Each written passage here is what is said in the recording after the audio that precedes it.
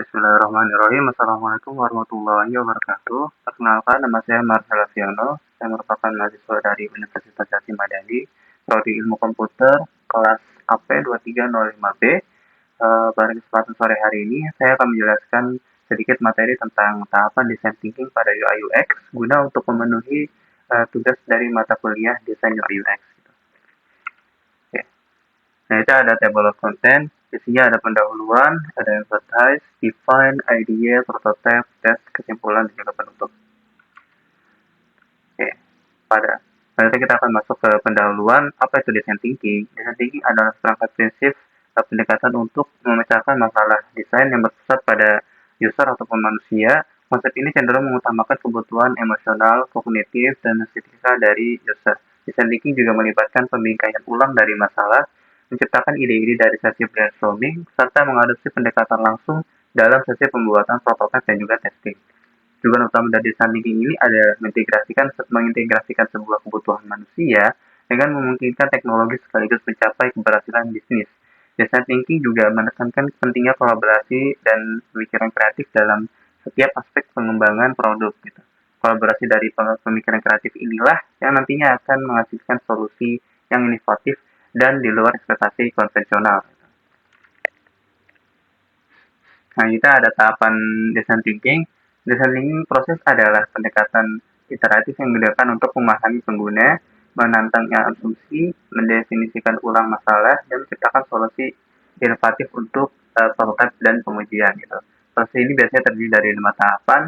Ada tahap empathize, ada tahap define, ada tahap ideate, ada tahap prototype, dan terakhir ada tahap test. Nah, kita masuk ke tahapan pertama, yaitu tahap empathize. Tahap empathize ini merupakan awal dalam design thinking yang bertujuan untuk memahami masalah secara mendalam dari sudut pandang pengguna. Ini melibatkan upaya untuk mengesampingkan asumsi pribadi yang membutuhkan wawasan tentang kebutuhan, pengalaman, motivasi dari si usernya itu. Aktivitas utama dari tahap empathize ini biasanya meliputi 3 hal. Yang pertama ada observasi, yaitu mengamati perilaku pengguna ataupun user. Yang kedua ada wawancara kualitatif, yaitu menggali informasi, data, dan juga motivasi dari usernya.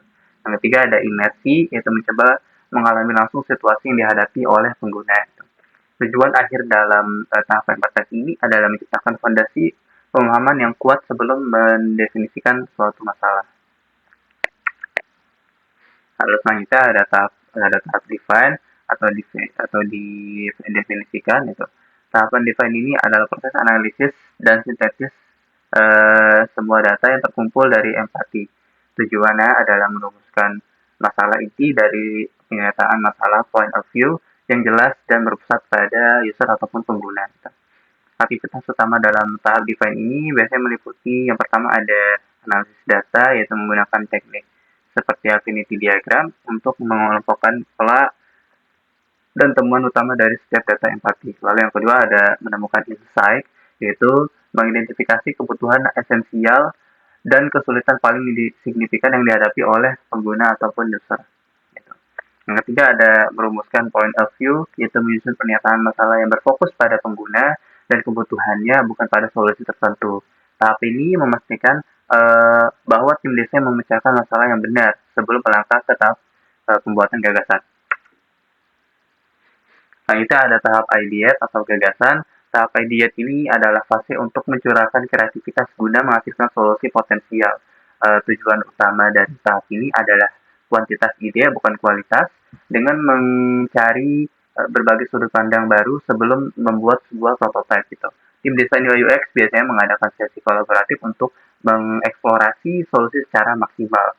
Teknik umum yang digunakan dalam ideate ini atau dalam tahap ideate ini biasanya meliputi brainstorming. Yang pertama ada brainstorming, sesi kolaboratif untuk menghasilkan sebanyak mungkin ide termasuk yang tidak konvensional tanpa dihakimi.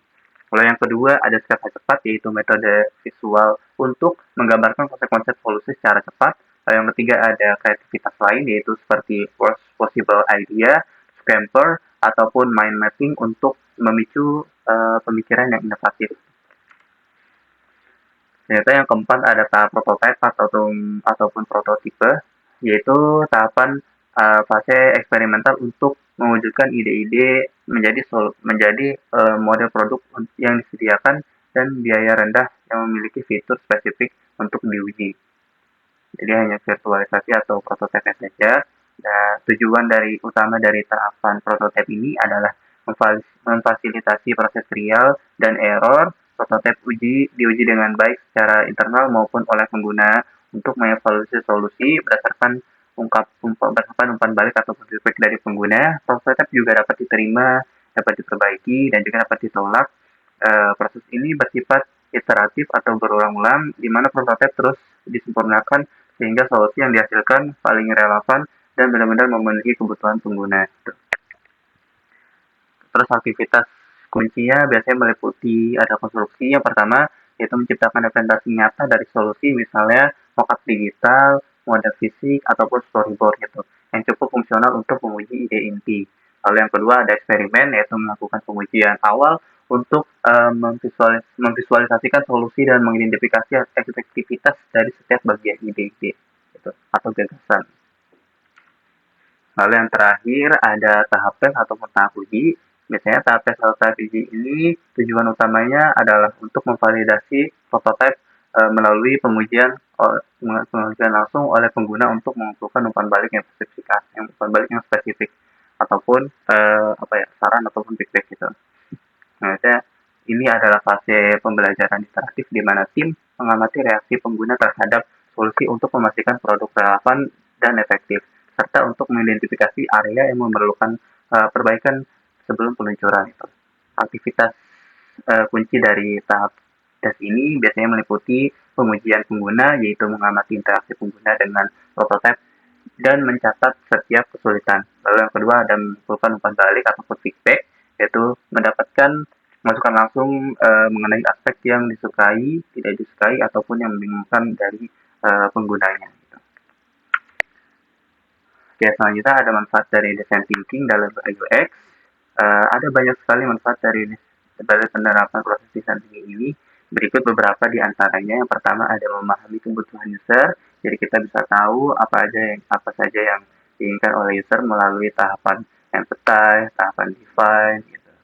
Lalu yang kedua ada mendorong inovasi, itu kayak kita bisa menemukan ide-ide atau gagasan baru dengan cara melakukan uji coba atau melakukan tahapan pada tahapan gagasan sebelumnya. Gitu.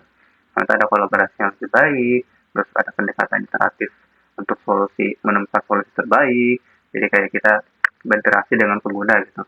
Kita bisa melakukan analisis yang dilakukan secara berulang-ulang agar kita tahu apa yang dibutuhkan oleh pengguna, apa yang diinginkan oleh pengguna, ataupun diinginkan oleh konsumen. Gitu. Lalu yang kelima ada mengurangi resiko kegagalan, yang keenam ada meningkatkan kecepatan problem solving, terus yang terakhir ada memperkuat fokus pada user centric gitu.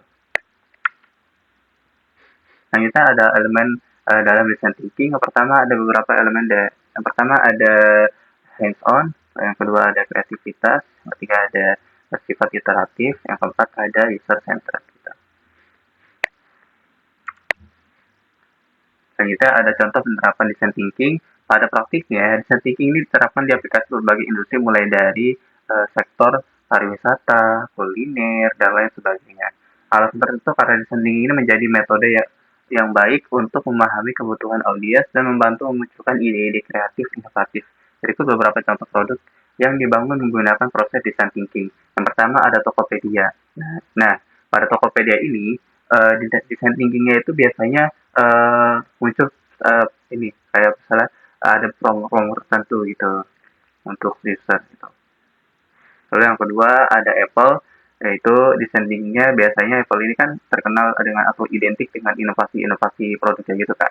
Nah, desain thinkingnya itu Apple menciptakan kayak kenyamanan, keamanan untuk penggunanya, menciptakan desain-desain baru dan lain sebagainya gitu. Lalu yang kedua ada Traveloka, biasanya desain thinkingnya ini mengumpulkan data gitu secara baik itu tentang pariwisatanya atau tentang tempat penginapannya dan lain sebagainya. Lalu yang keempat ada Adobe, yang kelima ada Gojek. Gitu. Oke, selanjutnya tools dari design thinking. Berikut rekomendasi tools yang teman-teman bisa pakai nih buat digunakan dalam proses design thinking. Yang pertama ada Hotjar, lalu yang kedua ada Miro, yang ketiga ada Figma, yang keempat ada Balsamiq, lalu yang terakhir ada Mosaic. Oke, kesimpulannya, design thinking ini adalah pendekatan pemecahan masalah yang berpusat pada pengguna. Dimulai dengan empati, yaitu memahami kebutuhan dari pengguna, dan juga define, yaitu merumuskan masalah.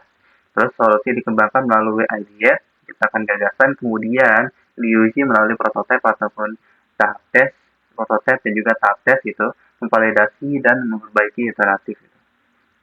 Perbaikan iteratif. Proses ini tuh mengandalkan kolaborasi dan eksperimen untuk menghasilkan solusi yang relevan dan efektif dalam dalam menciptakan sebuah produk digital, baik itu aplikasi ataupun eh, website gitu, dan lain sebagainya. Oke, baik. Mungkin itu saja yang dapat saya sampaikan. Kurang lebihnya saya mohon maaf apabila ada penjelasan dari saya yang kurang dapat dimengerti atau dari kata-kata saya yang kurang berkenan. Sekian dari saya. Wassalamualaikum warahmatullahi wabarakatuh.